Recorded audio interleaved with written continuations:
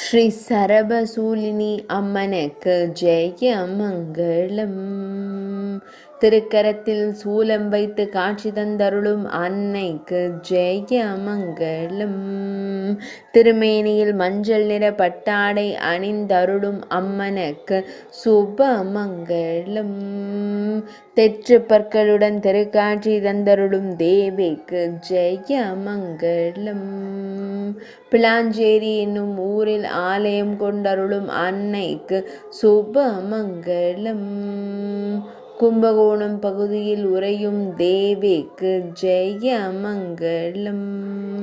கைலாசநாதர் ஆலயத்தில் உறையும் அன்னைக்கு சுப மங்களம். பக்தர்களுக்கு சுப உத்தரவு அருளும் அன்னைக்கு ஜெய மங்களம்.